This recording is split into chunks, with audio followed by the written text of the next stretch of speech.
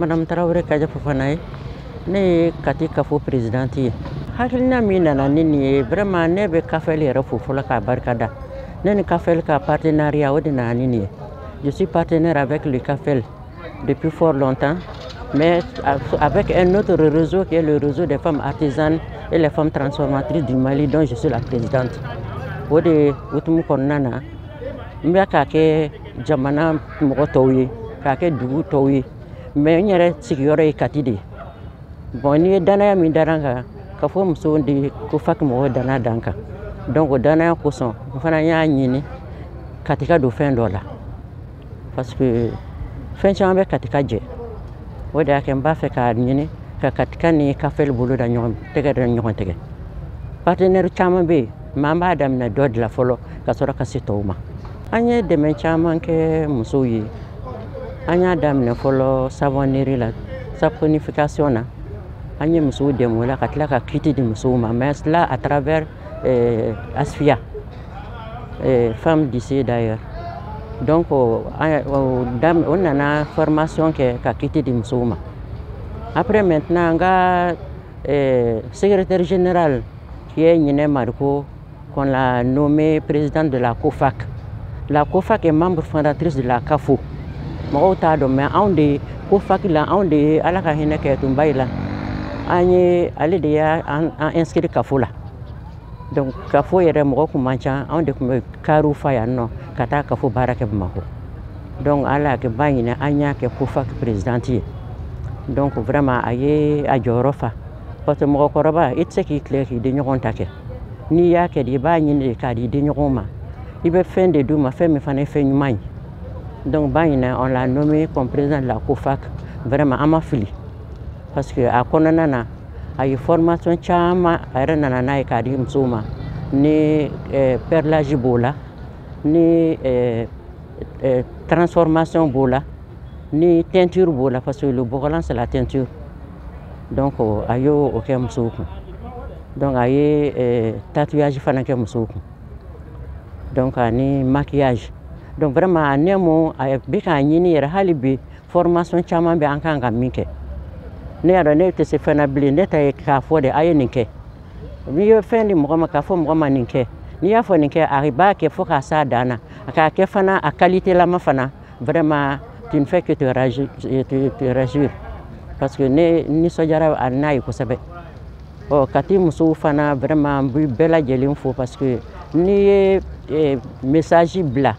sisan sitigɛ ne tɛ kuma ne ka kuma man ca ne ka kuma ye ne n'ale cɛ ye mais ale bɛ bɔ n'a y'a fɔ k'a fɔ bon musow ma nin bɛ yen o y'a sɔrɔ muso bɛɛ kɛra comme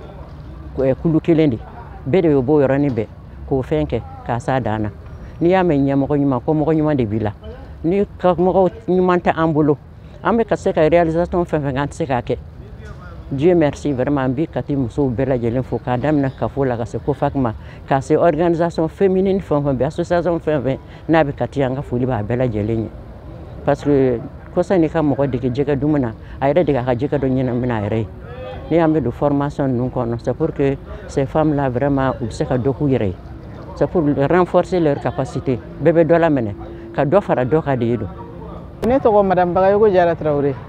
ne ye communicatrice ye n ye enseignante ye n ye syndicaliste ye n ye formatrice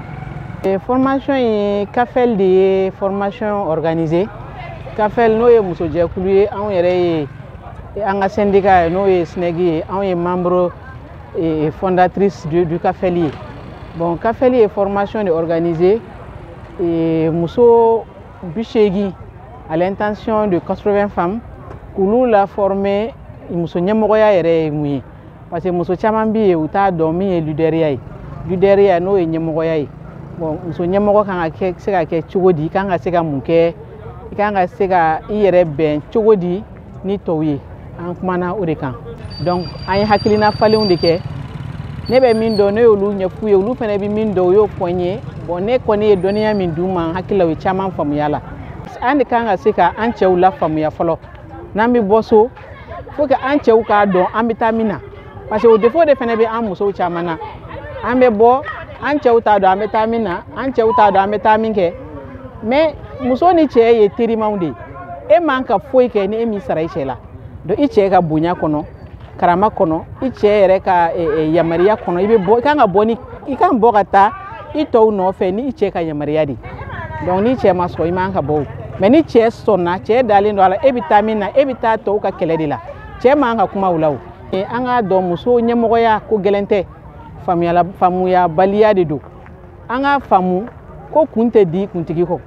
an musow ka sɔn an ka ɲɛmɔgɔya ɲini a tɛ se ka kɛ kalan kɔ a tɛ se ka kɛ dɔnniya ɲinini kɔ a tɛ se ka kɛ f'an yɛrɛ ka se ka a dɔn an yɛrɛ ɲɛmɔgɔya yɛrɛ ye mun ye fɔlɔ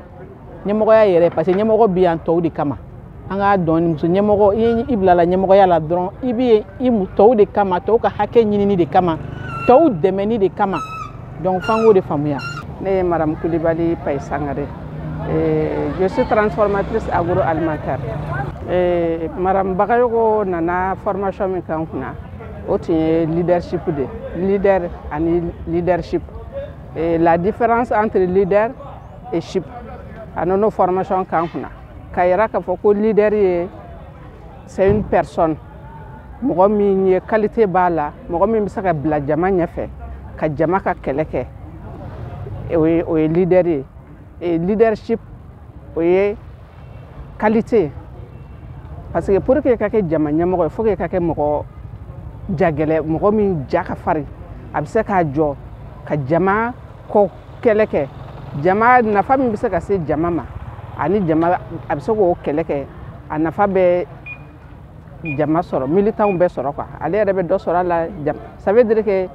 intérêt commun ale b'o de kɛlɛ kɛ quoi an nana o formation de la leadership yɛrɛ ye min ye k'a ɲɛfɔ an ɲɛna leadership nafa ye min ye k'o fɔ an ɲɛna an k'a yira k'a fɔ cɛw bɛ se ka fɛn fɛn kɛ an yɛrɛ bɛ se k'a kɛ cɛw bɛ se ka bila jama ɲɛfɛ cogo min na a kɛra association présidentielle ye o a kɛra jama ɲɛmɔgɔya yɛrɛ ɲinini ye o an yɛrɛ bɛ se ka an jɔ k'a jɔyɔrɔ ɲini i b'a fɔ cɛw b'a jɔyɔrɔ ɲini cogo min na parce que adamaden n'i ma da i yɛrɛ la dɔrɔn mɔgɔw b'i manipuler de ni n ko k'i manipuler k'i ta k'i kɛ kɛlɛkɛ bere ye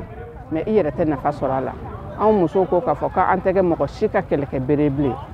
an tɛ kɛ mɔgɔ si ka kɛlɛkɛ bere bilen n'an bɛ bɔ an yɛrɛ de bɛ bɔ yɛrɛ bɔ cɛ bɔ da ye yɛrɛ bɔ ye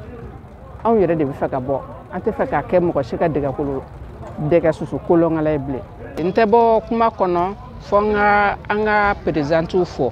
présidenti leadership fila min b'an bolo yan tɛmɛnenw kɔfɛ anw bɛnna ni minnu ka tile ye o ye tanti Kaja ani Madame Dawu Baɲinɛ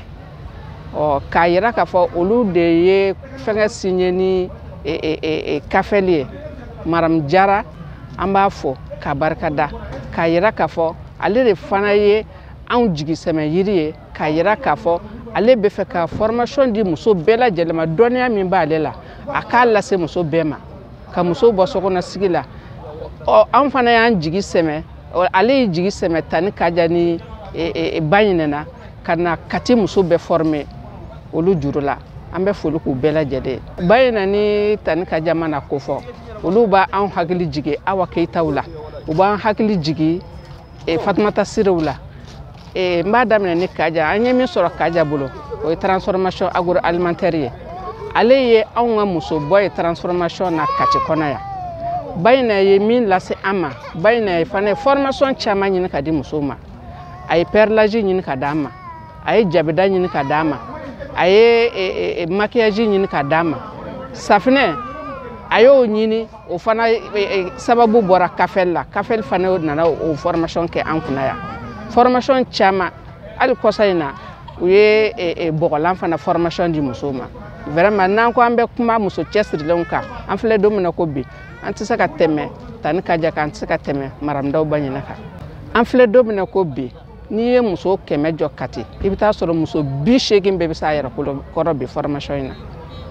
i bɛ taa sɔrɔ muso 80 bɛɛ bɛ se a yɛrɛ kɔrɔ Ala n'olu sababu. Merci.